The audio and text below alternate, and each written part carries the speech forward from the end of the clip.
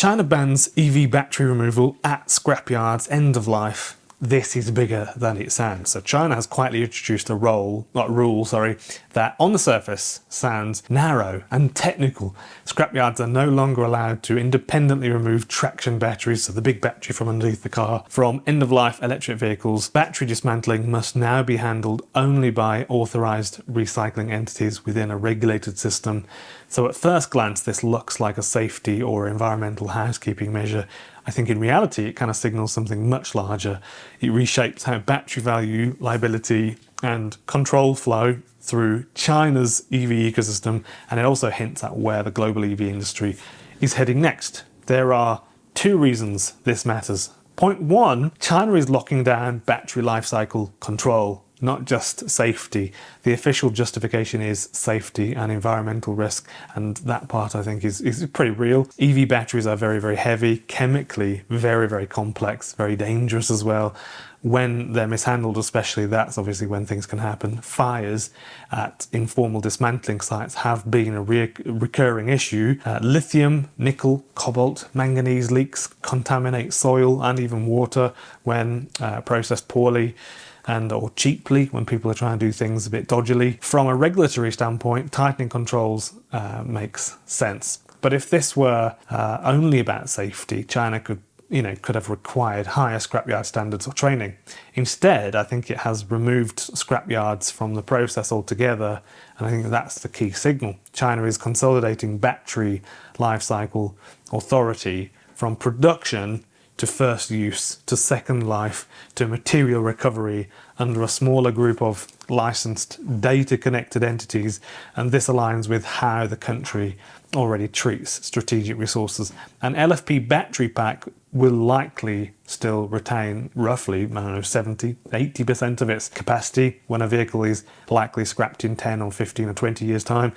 In many cases, the battery is worth 30–50% roughly of the residual vehicle value. That's very, very hard to put a number on, but roughly there's still quite a bit of value in the battery. So it's not waste, that is still an asset, and it means that the car has some good solid value left over in it when the vehicle is considered worthless at that point or uncovetable. Until now, informal or semi-formal dismantlers could extract battery packs and resell them into the grey market for storage projects, export channels, or untracked reuse applications. That created three problems: no visibility on where batteries ended up or where they were going, no guarantee of safe reuse or recycling, or lost access to valuable material and performance data. China is closing that loop. They want that data. I've literally seen that in Brisbane as well, actually. For example, people selling for $8,000 or about £4,000, a 2 or 3 year old Tesla Model 3 battery, fairly big in size.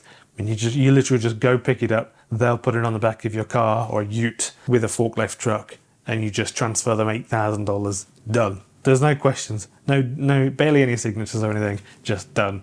And I think they want to stop that sort of thing happening. They want to really focus on where that battery's going and what's going on with it. By forcing batteries back into the authorized channels, regulators gain full traceability, serial numbers. Obviously, we know about the digital battery passports now, where they send real-time data to a body on the internet, basically. Chemistry types, cycle counts, degradation curves. This data feeds back into better battery design, warranty modeling, cost reduction, and ultimately safety and reduces fire risks. And in effect, the battery is no longer just part of a car. It's a state-tracked industrial asset. And I think that's something we have to get our heads around, really. So that is a major structural shift. Point two, the rule quietly protects Chinese EV manufacturers and reshapes resale economics. The second implication is less obvious, but arguably more important. By banning uncontrolled battery removal, China is actually protecting OEMs from uncontrolled resale, liability leakage, brand risk, while also stabilizing used EV values. Here's why. When scrapyards pull batteries independently, three things happen. So number one, manufacturers lose control over second life applications.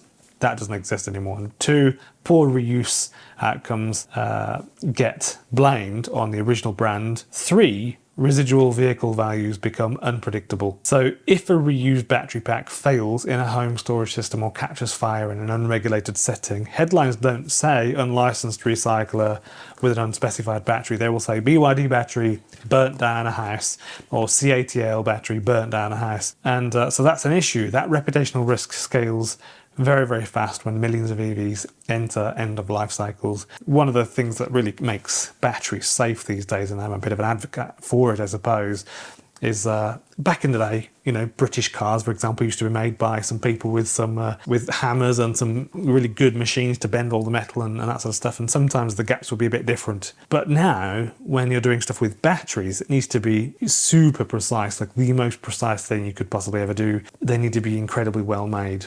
And so I'm all for AI and cameras and really complex factories producing battery packs and that sort of stuff. We need that level of safety and scrutiny and observation over the quality and that sort of stuff.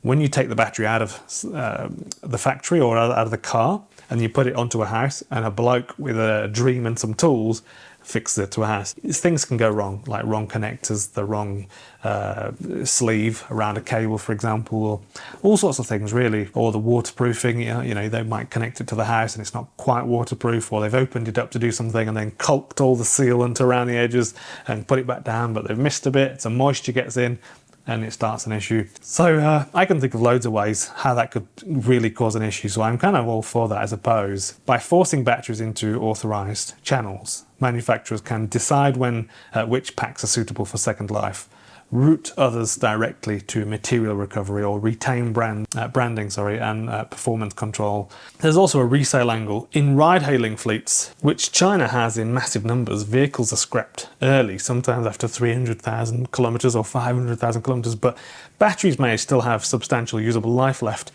For sure, in 5 years' time, we've got sodium or maybe solid state and stuff like that. That's not going to be an issue for the batteries. They can definitely do that. It's more about the electronics that would be the issue, or the car itself just disintegrating. If scrapyards strip batteries freely, used EV prices collapse because buyers assume the battery will be harvested anyway. This rule helps prevent that dynamic, I think. By tying battery extraction to regulated processes, China supports a more predictable used EV market. I'm all for that again. I think that's a good thing, where vehicles are sold as complete systems, not shells waiting to be stripped. It also aligns with China's broader push to protect EV residual values, which directly affects consumer confidence and fleet economics.